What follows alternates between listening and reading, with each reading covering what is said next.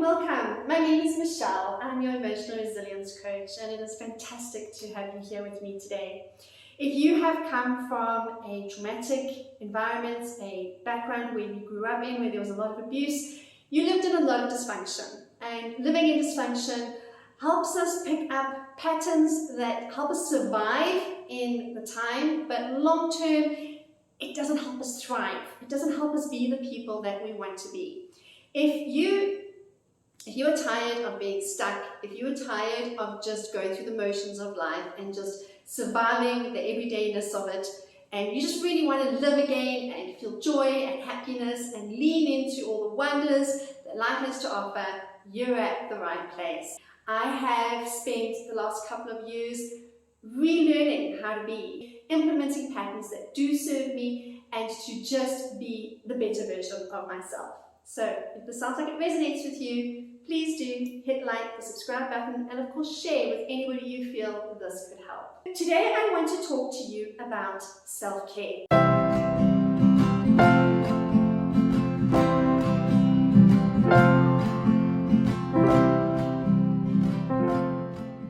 If you go onto social media and you do a hashtag with self-care, you will see literally millions of versions of self-care. And popular ones seem to be things like taking time out for ourselves to get our hair done, get our nails done, have a spa day, do a facial, bubble baths are beautiful ways, and I am not against any of these. There is a time and a place for all of these things. But I find that sometimes that is a very limited way of looking at how we can do self-care. And for someone who suffered burnout often in my life, I had to learn little ways to implement self-care so that I did not reach that stage. I'm the sort of person who likes to just go, do, get it all done, and I'll keep pushing myself without taking any breaks. And I'll do this like on a treadmill, day in, day out, day out. Get this into a routine, and this is what I do with no breaks. In fact, breaks scare me, all right? Please do go and have a look at my flight video. Look at my OCD videos. These speak more extensively on the subject and why we become this way. So I like to meditate. I meditate in the mornings, I meditate at night, and if I get an opportunity during the day, during lunch, if I'm not busy with my children or chatting, and I have a few moments to just sit with myself, I do deep breathing, I meditate, I try my best to just let my thoughts clear, let them run their course, see what's going on in there. Look for something to be amused about, all right? That's another beautiful way to just build up resilience, is to have a good sense of humor with regards to yourself and life. Not a defamatory one, not a sarcastic one that pulls us down, but one that builds us up. And I take those moments and I just be with myself and allow myself to just enjoy the stillness, all right? That is a good way as well. It doesn't have to cost money. It doesn't have to be complicated. It doesn't have to be too time consuming. I think so often, and again, I'm not against any of the great elaborate ways. Book yourself off and go and have a spa day if you want to, if you can. Sometimes it's not always feasible. Not always feasible financially. It's not feasible time-wise. Maybe you've got kids, you've got nowhere to leave them, and you're just trying to find ways to just care for you that you can fit in to your day, all right? Little bits really do add up so much, because it's a pattern of looking after ourselves that we want to get into a habit of. We don't want to have a once a month, once every couple of months, once a couple of weeks, oh, you know, I'm going to go get my hair done, oh, you know, I'm going to go and do. We don't want to do that. It's great, it's fantastic, but I'm talking more about small little pockets of time in our day that we can implement, that we just take that breather. These small things build up to extraordinary things. Visit with a friend. This can be time consuming. What I like to do are Fridays are my little more laid back days. I homeschool my kids, I answer emails, I check my direct messages on social media, I chat there. By lunchtime kind of clear my schedule, and in the afternoons I will either do something with my husband, or I'll phone a friend, or I'll visit with a friend. We'll have tea, we'll have cake, we'll have a catch up. Okay, that is a nice way for me to spend my Friday afternoons. Another thing that we can do is go and take a shower. Go and just take a shower. For those of you who have not yet watched my video on the vagus nerve, please do go and have a look. In that video, I chat about how having a cold shower resets us, refocuses us. It hits the vagus nerve, which helps calm us. It keeps us out of the danger of reacting instead of responding, or falling into the trap of getting into our dysfunctional patterns of our fight, flight, fawn, freeze responses. All right, it keeps us out of those stress responses. Go and have a cold shower. Have a nice warm bath. Perhaps it's super cold outside. Maybe it's your winter, and the idea of a cold shower just isn't for you. Take time out to have that warm, luxurious bath.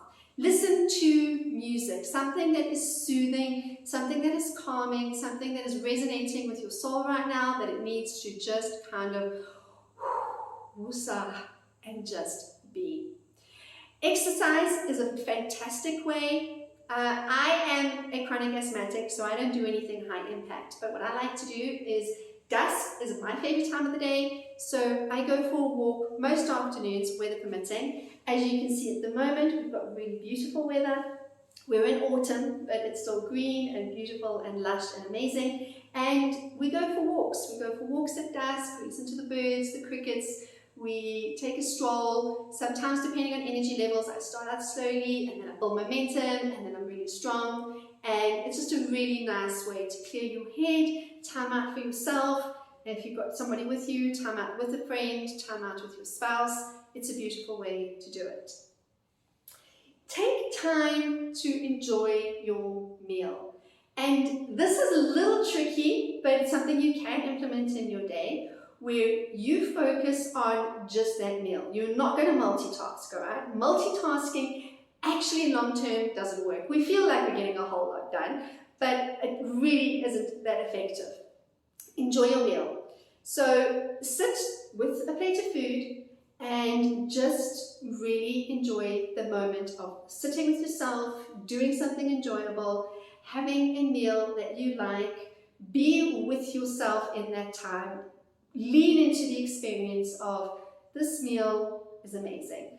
This meal is nourishing. This meal makes me feel good. This meal makes me happy. Whatever it is, take a couple of minutes out to just have a meal uninterrupted. Obviously, if you have really small kids, that is not always possible. If you have little small kids, what I did when my kids were small, and I still sometimes today do it, take a nap.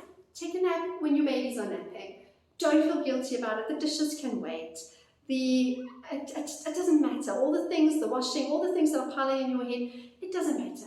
Take a nap when they nap. It just helps replenish you so you can get on with your day and do the things when they're awake. You can give them the best of you instead of the end of you, the frazzled, tired, exhausted, don't want to do this anymore part of you. My youngest is now 9, but if I can and if I need it, if I feel like I'm tired, like I'm overwhelmed, like my brain is just going too crazy too much, I'll take a nap. And I'm lucky, I can nap for 40 minutes and get up and feel fine. I know some people that doesn't work for them. If it doesn't work for you and you don't have that time slot, don't do it. Find something else to do. Make a list you are grateful for. This is something I do in meditation as well. I go through my meditative practice and then I speak to my Heavenly Father and I list all the things that I'm grateful for, and I start my conversation with Him that way. It just refocuses, it just grounds you, and it just brings a beautiful feeling of appreciation. If you are not of a faith, write it down. Get a journal, write down, I am grateful for, and just write down the things that you are grateful for. It really just refocuses you and just allows those good, happy feelings. Remember, our thoughts create our feelings, and it just encourages us to have really positive, uplifting things. What we focus on expands, so focus on the things you are grateful for, and those things will expand in your life. Another thing that I like to do is take time out to listen to music. Again, when we were in our bath, we spoke about listening to music. It is beautiful. Sometimes if you were doing a chore you don't like to do, Sunday mornings I wash dishes, and I like it because I close my kitchen doors, I put on music that I like, and I wash my dishes, I lean into the music, and it's my time. I zone out, I just kind of go with the feeling of the music, and I just relax into it. Dancing is a fun way. If your kids like to dance, my kids love to dance. If your kids like to dance, dance with them. Move that body around a little bit. You know, you can't be sad and upset and tired and angry and frustrated and dance. If you can, please tag me into your video. I'd love to see it. But dancing just makes you feel good. Sing. Again, go back to my video on the vagus nerve. When you sing, you're hitting the vagus nerve, which again helps you to calm down. And these things don't have to take a lot of time. 15, 20 minutes in your day. If you just kind of put it into these little pockets, it's so doable. And make it a part of your life. Make it just what you do. Self-care days, self-care afternoons are fantastic to work towards and to look forward to and to enjoy. But sometimes that can be so far away. We need to get through now. We need to get through today. So those are some of my favorite self-care tips that I like to do, that I like to implement. I like to meditate, I like to sing, dance, pray, cold showers, walks with my husband, enjoy a really beautiful meal, have a conversation with a friend, check in with my children, talk to my spouse, go for a walk in my garden alone, just be, right? I do a lot of prayer when I'm walking on my own. I settle, do a lot of deep breathing exercises. If it's a really hot day like today, a cold shower is beautiful, a swim in the pool, go do that. Find things that you love to do and give yourself permission to do it. As moms, we don't like to give ourselves permission because there's always something to do. And the truth is, when you complete that list, there's going to be another list. If we're not onto ourselves, we will perpetually just go to the next task. Take that moment to allow yourself to breathe. Another last thing that I love to do that just came to my mind is to read. Give yourself the opportunity, that pleasure. I was chatting to somebody just this weekend who said, you know, I just don't have the time to read anymore. And I understand that. I have been through those seasons in my life. And when you finally eventually do get a chance to read, you don't want to read, you want to sleep. But if you do, find a way to do it.